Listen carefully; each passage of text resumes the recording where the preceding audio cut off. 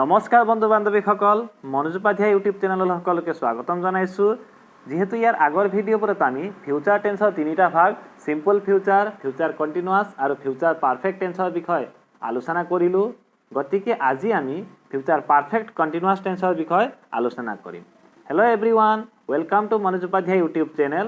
In the previous videos, we have already discussed about three parts of future tense, which are simple future, future continuous, and future perfect. So now we are going to discuss about future perfect continuous tense in this video. So friends, if you like the video, please press the like button, share with your friends, and please do subscribe the channel. গতিকে বন্ধু বান্ধৱীসকল যদি ভিডিওটো আপোনালোকে ভাল পায় তেন্তে like কৰিব, share কৰিব আৰু চেনেলটো সাবস্ক্ৰাইব কৰিবলৈ নাপাহৰিব। ছাত্ৰ ছাত্ৰীসকল, আজি আমি এই ভিডিওটোত ফিউচাৰ টেন্সৰ শেষৰটো ভাগ ফিউচাৰ পাৰফেক্ট কন্টিনিউয়াস টেন্সৰ বিষয়ে আলোচনা কৰিম। গতিকে পোনপ্ৰথমতে আমি ফিউচাৰ পাৰফেক্ট কন্টিনিউয়াস টেন্সৰ গঠন বা তাৰ ফৰ্মেশন কেনেকুৱা হ'ব তাৰ বিষয়ে আলোচনা কৰিম। Dear students, we are going to discuss about future perfect continuous tense in this video. So first of all, we will discuss what is the form or what is the formation of sentence in future perfect continuous tense, or how can we make a sentence in future perfect continuous tense. So let's discuss. তেন্তে ছাত্ৰ ছাত্ৰীসকল future perfect continuous টেন্সৰ বাক্য এটা গঠন কৰিবলৈ পোনপ্ৰথমতে আমি subject লিখিম। সৰি, মই যেহেতু ইয়াত সাবজেক্ট লিখিবলৈ পাহৰি গৈছিলোঁ গতিকে আকৌ তলত লিখিছোঁ। পোনপ্ৰথমতে সাবজেক্ট লিখোঁ, তাৰপিছত চেল বা উইল, তাৰপিছত হেভ, তাৰপিছত বিন, তাৰপিছত ভাৰ্বটো সদায় ভাৰ্বৰ লগত আইএনজি যোগ হয়, তাৰপিছত অবজেক্ট লিখোঁ। So to make a sentence or to form a sentence in future perfect continuous tense, first of all we have to write subject and then shall or will and then have and then been and then verb and then ing then object. So to make a sentence or to write a sentence in future perfect continuous tense, the sentence structure is subject plus shall will plus have plus been plus verb plus ing plus object. So let's discuss with some examples. তেন্তে বলক কেইটামান এক্সাম্পলৰ সহায়ত আমি আলোচনা কৰোঁ যে future perfect continuous টেন্সৰ গঠন কেনেকুৱা হ'ব। Here is the first example. He will have been writing a letter. এই সেন্টেন্সটো আমি লক্ষ্য কৰিলে বুজিব পাৰিম যে হি হৈছে সাবজেক্ট, উইল হেভ বিন যিটো এইটো এটা হেল্পিং ভাৰ্ব যিটো সদায় ফিউচাৰ পাৰফেক্ট কন্টিনিউয়াস টেন্সৰ ক্ষেত্ৰত ব্যৱহাৰ কৰা হয়। Will have been writing a letter, right ভাৰ্বৰ লগত ing যোগ হৈ writing হৈছে, তাৰপিছত অবজেক্ট হৈছে letter. So in this sentence he is subject, will have been. This is a helping verb which is always used in future perfect continuous tense. Writing is main verb and a letter is object. So let's discuss the another one example. তেন্তে বলক আৰু এটা example চাওঁ। She will have been singing a song. এই সেন্টেন্সটো she হৈছে subject, will have been হৈছে helping verb যিটো সদায় ফিউচাৰ পাৰফেক্ট কন্টিনিউয়াস টেন্সৰ ক্ষেত্ৰত ব্যৱহাৰ কৰা হয়। সিংগিং হৈছে মেইন ভাৰ্ব যিটো সিং ভাৰ্বৰ লগত আইএনজি যোগ হৈছে, আৰু এ সং হৈছে অবজেক্ট। গতিকে আশা কৰোঁ আপোনালোকে বুজিব পাৰিছে যে ফিউচাৰ পাৰফেক্ট কন্টিনিউয়াস টেন্সৰ বাক্য এটা কেনেধৰণে গঠন কৰা হয়। So let's discuss one more example.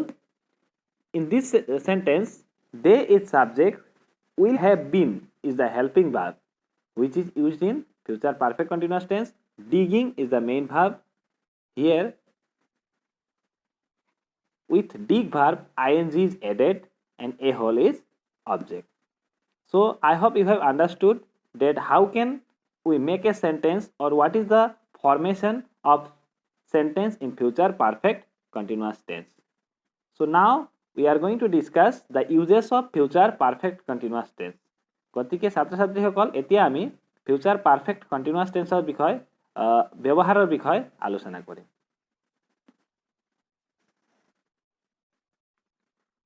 সাধাৰণতে ফিউচাৰ পাৰফেক্ট কন্টিনিউয়াস টেন্স কোনো সচৰাচৰ কামৰ ক্ষেত্ৰত বা তেনেকৈ ব্যৱহাৰ কৰা নহয়, তথাপি ইয়াত ব্যৱহাৰৰ বিষয়ে লিখা হৈছে। তেন্তে চাওঁ The future perfect continuous tense shows an action going on over a period of time that will end in the future. Future perfect continuous tense ভৱিষ্যতৰ কোনোবা এটা সময়সীমাৰ ভিতৰত চলি থকা কামক বুজোৱা হয় যিটো কাম ভৱিষ্যতে সম্পূৰ্ণ হ'ব। অৰ্থাৎ ইয়াত কি ক'ব বিচাৰিছে যে ফিউচাৰ পাৰফেক্ট কণ্টিনিউৱাছ, ভৱিষ্যতে কোনোবা এটা কাম চলি থকা, আগৰ পৰা চলি থকা কাম, চলি থকা মানে কি আৰু ফিউচাৰত হ'বলগীয়া কামটো কেনেকৈ চলি থাকিবনো, ফিউচাৰতে চলিব আৰু কোনোবা এটা টাইম পিৰিয়ডৰ ভিতৰত চলি শেষ হ'ব, তেনেকুৱা কামৰ ক্ষেত্ৰত বুজোৱা হয়। তেন্তে ব'লক কেইটামান এক্সাম্পল চাওঁ, এক্সাম্পলৰ সহায়ত আমি বুজিব চেষ্টা কৰোঁ। So students, let's discuss with some examples. Here 3 examples are given. So what are the examples? Let's discuss. Number 1, when he gets his degree, he will have been studying in Cambridge for 4 years. এই সেন্টেন্সটোত কি কোৱা হৈছে যে যেতিয়া তেওঁ ডিগ্ৰীটো পাব তেতিয়া he will have been studying in Cambridge for 4 years. তেওঁ সেই সময়ত 4 বছৰ ধৰি কেম্ব্ৰিজত ষ্টাডি কৰি থকা বা অধ্যয়ন কৰি থকা হ'ব। যেতিয়া তেওঁ ডিগ্ৰীটো পাব তেতিয়া তেওঁ কেম্ব্ৰিজ ইউনিভাৰ্চিটিত 4 বছৰ ধৰি অধ্যয়ন কৰি থকা হ'ব। ভাবিলে আচৰিত ধৰণৰ লাগে সেন্টেন্সটো, হয়নে?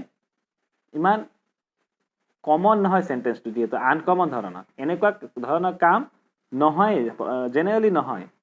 সচৰাচৰ আমি এনেকুৱা যিটো টেন্সৰ বিষয়ে বৰ্তমান আমি আলোচনা কৰি আছোঁ, ফিউচাৰ পাৰফেক্ট কণ্টিনিউৱাছ, এই টেন্সটো জেনেৰেলি ইউজ কৰা নহয় সচৰাচৰ কথা বতৰা পাজোতে।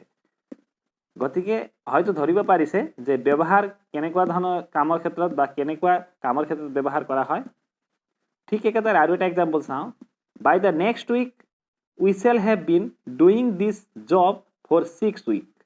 বাই the next week we shall have been doing this job for 6 week. এই বাক্যটো লিখা হৈছে, কোৱা হৈছে যে অহা সপ্তাহলৈকে আমি এই কাম কৰি থকা 6 সপ্তাহ হ'ব বুলি কৈছে। এই কাম কৰি থকা 6 সপ্তাহ হ'ব, মানে 6 সপ্তাহ ধৰি তেওঁলোকে 6 সপ্তাহ আগৰ পৰা তেওঁলোকে সেই কামটো কৰিব আৰু নেক্সট উইকলৈকে সেই কামটো 6 সপ্তাহ ধৰি কৰি থকা হ'ব। গোটেইখিনি কাম ফিউচাৰতে হ'ব, কোনো এটা কামে বৰ্তমান চলি থকা নাই বা আগতে কৰি থকা কাম নহয়। ঠিক একেদৰে আৰু এটা এক্সাম্পল চাওঁ। Let's discuss another one example. By 2022 she will have been ranking the first.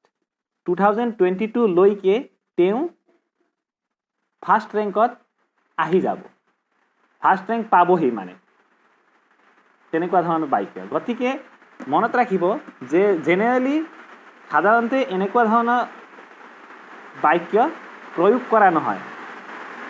Future perfect continuous tense তেনেধৰণে কোনো ক্ষেত্ৰতে প্ৰায় ব্যৱহাৰ কৰা নহয়। তথাপি জানিবৰ কাৰণে যিহেতু এইটো এটা টেন্সৰে ভাগ, গতিকে আমি আলোচনা কৰিলোঁ, কিন্তু সাধাৰণতে এই টেন্সটো ক'তো ব্যৱহাৰ কৰা নহয়। আপোনালোকে তেনেকুৱা বাস্তৱ ক্ষেত্ৰত এই টেন্সটোৰ ব্যৱহাৰ আমি প্ৰায়ে নাপাওঁ। গতিকে ছাত্ৰ ছাত্ৰীসকল, আশা কৰিছোঁ আপোনালোকে বুজিব পাৰিছে। So' students, I hope you have understood about future perfect continuous tense, its formation and its uses. So if you have understood, then please comment in the comment box. গতিকে ছাত্ৰ ছাত্ৰীসকল, যদি আপোনালোকে কিবা বুজিব পাৰিছে বা ধৰিব পাৰিছে তেন্তে নিশ্চয় কমেণ্ট কৰি জনাব আৰু ভিডিঅ'টো লাইক কৰিবলৈ নাপাহৰিব। ভিডিঅ'টো সম্পূৰ্ণকৈ চোৱাৰ বাবে বহুত বহুত ধন্যবাদ। Thank you so' much for ৱাচিং দ্য কমপ্লিট ভিডিঅ'। বন্ধু বান্ধৱীসকল, যিহেতু আজিলৈকে আমি টেন্সৰ 3টা প্ৰকাৰ আৰু ইয়াৰ বিভিন্ন ভাগবোৰৰ বিষয়ে চমুকৈ হ'লেও আলোচনা কৰিলোঁ বা ধাৰণা আগবঢ়ালোঁ, গতিকে আশা কৰোঁ আপোনালোকে কিছু পৰিমাণে হ'লেও টেন্সৰ বিষয় ধৰিব পাৰিছে বা বুজিব পাৰিছে। গতিকে যদি আপোনালোকে ভাবে যে কিছু পৰিমাণে হ'লে বুজিব পাৰিছে তেন্তে নিশ্চয় কমেণ্ট কৰি জনাব। ইয়াৰ পৰৱৰ্তী ভিডিঅ'ত আমি ভাৰ্বৰ প্ৰকাৰ আৰু ইয়াৰ ব্যৱহাৰৰ বিষয়ে আলোচনা কৰিম। Dear friends, as we have already completed about 3 types of tenses and its different parts, so I hope you have understood a little bit whatever I have tried to explain in the previous videos about tenses. In the next video, we will discuss about verbs and its uses, different types of verbs and its uses. So please subscribe the channel, keep watching the videos, and please share the link with your friends as much as possible. Thank you so much.